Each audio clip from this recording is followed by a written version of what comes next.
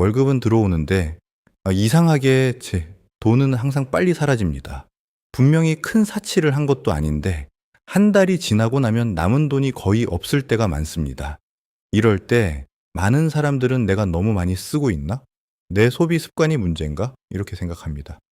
하지만 진짜 문제는 돈을 많이 써서가 아니라 돈이 들어왔을 때 어떻게 나눠야 하는지 모르기 때문일 수 있습니다. 돈은 그냥 두면 중요한 곳보다 급한 곳, 익숙한 곳, 눈앞의 지출로 먼저 흘러갑니다. 그래서 오늘 영상에서는 내 돈의 흐름을 어떻게 확인해야 하는지, 그리고 월급을 받으면은 가장 먼저 무엇부터 나눠야 하는지 아주 현실적으로 말씀드리겠습니다. 안녕하세요. 현실 재테크 클래스입니다. 이 채널은 복잡하고 어려운 금융 이야기를 누구나 쉽게 이해할 수 있도록 풀어드리는 개인 재무와 현실 재테크 채널입니다. 월급 관리, 소비 습관, 저축, 부채 관리, 자산 형성까지 실생활에 바로 적용할 수 있는 돈 관리 방법을 함께 이야기합니다. 그럼 바로 시작해 보겠습니다. 먼저 확인해야 할 것은 장호가 아니라 흐름입니다. 많은 분들이 돈 관리를 시작할 때 통장에 지금 얼마가 있는지만 봅니다. 물론 그것도 중요합니다. 하지만 그것만으로는 내 재정 상태를 제대로 알기 어렵습니다. 왜냐하면은 중요한 거는 지금 얼마가 남아 있느냐보다 돈이 어떻게 들어오고 어떻게 나가고 있는지이기 때문입니다. 예를 들어 월급이 250만 원 들어온다고 해도 월세, 관리비, 통신비, 보험료, 교통비, 대출 상환이 자동으로 빠져나가고 나면은 실제로 내가 움직일 수 있는 돈은 훨씬 적을 수 있습니다.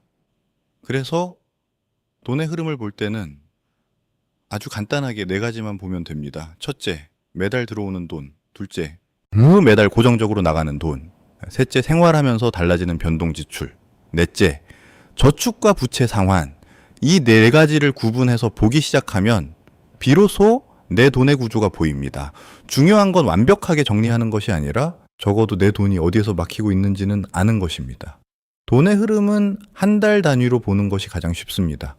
돈 관리를 어렵게 느끼는 이유 중 하나는 처음부터 너무 복잡하게 하려고 하기 때문입니다. 앱도 써야 할 것 같고, 가계부도 완벽하게 써야 할 것 같고, 하루하루 모든 지출을 정리해야 할 것 같아서 시작도 하기 전에 지치게 됩니다. 하지만 처음에는 그렇게까지 할 필요가 없습니다. 가장 쉬운 방법은 한 달 기준으로 보는 것입니다. 예를 들어 이렇게 나눠보면 됩니다. 매달 들어오는 월급이 얼마인지, 월세와 관리비는 얼마인지, 통신비와 보험료는 얼마인지, 대출 상환은 얼마인지, 식비와 교통비는 대략 얼마인지, 카드값은 어느 정도인지, 이렇게 한 달 단위로만 봐도 내가 어떤 구조 속에서 살고 있는지 꽤 선명하게 보이기 시작합니다. 특히 중요한 건 고정비와 변동비를 섞어보지 않는 것입니다. 월세, 보험료, 통신비처럼 거의 매달 비슷하게 나가는 돈은 고정비입니다. 반면 식비, 카페, 쇼핑, 배달, 모임비 같은 건 변동비입니다. 이 둘을 구분해야 무엇을 당장 조정할 수 있고 무엇은 구조 자체를 바꿔야 하는지 판단할 수 있습니다.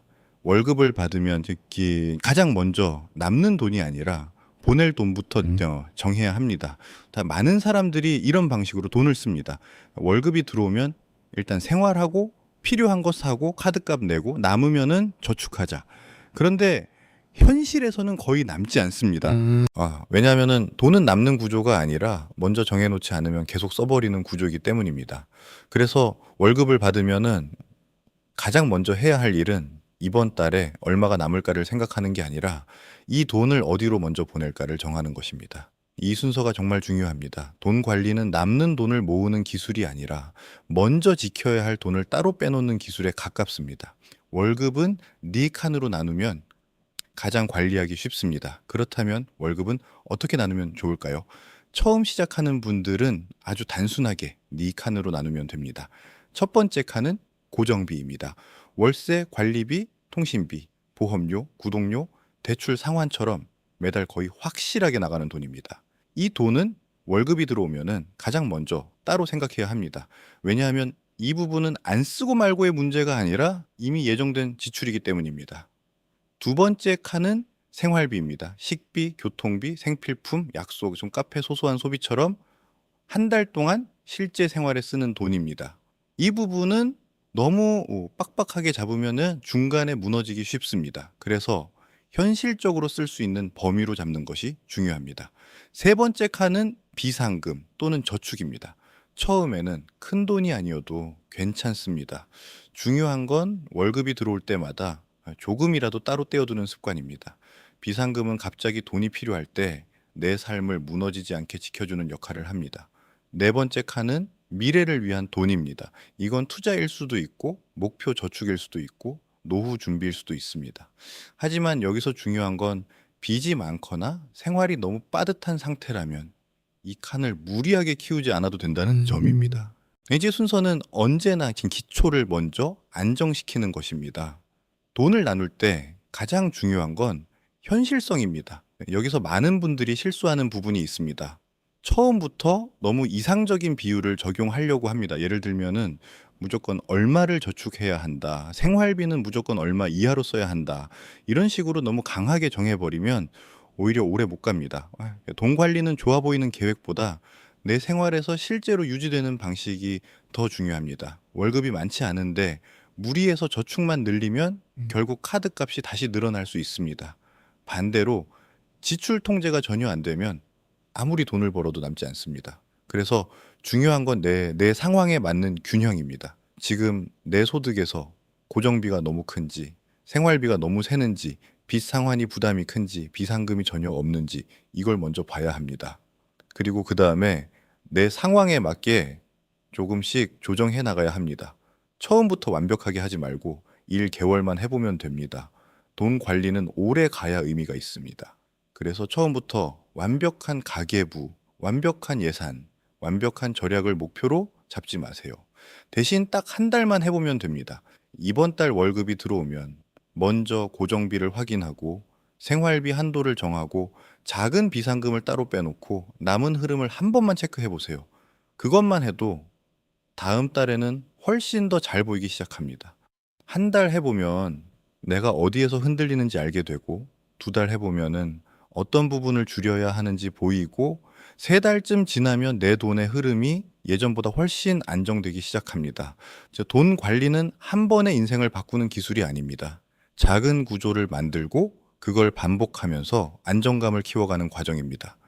오늘 내용을 간단히 정리해 보겠습니다. 첫째, 돈 관리는 장호만 보는 것이 아니라 돈의 흐름을 보는 것부터 시작해야 합니다. 둘째, 한 달 기준으로 수입, 고정비, 변동비, 저축과 부채를 구분해서 보면 내 돈의 구조가 보이기 시작합니다. 셋째, 월급을 받으면은 남는 돈을 모으는 것이 아니라 먼저 보낼 돈부터 정해야 합니다. 넷째, 월급은 고정비, 생활비, 비상금 또는 저축, 미래를 위한 돈, 이렇게 4칸으로 나누면 관리가 쉬워집니다.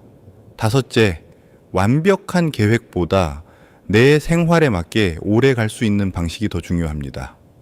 중요한 건 많이 버는 사람처럼 보이는 것이 아니라 내 돈을 내가 통제할 수 있는 상태를 만드는 것입니다. 그 상태가 되어야 불안도 줄고 저축도 가능해지고 앞으로의 선택도 조금씩 쉬워집니다. 오늘 영상이 도움이 되셨다면 좋아요와 구독 부탁드립니다. 다음 영상에서는 고정비를 줄일 때 무엇부터 확인해야 하는지, 그리고 한국에서 많은 사람들이 놓치고 있는 고정비 함정에 대해 더 구체적으로 이야기해 보겠습니다. 복잡한 재테크보다 먼저 내 삶을 지키는 돈 관리부터 현실적으로 함께 시작해 봐요. 감사합니다.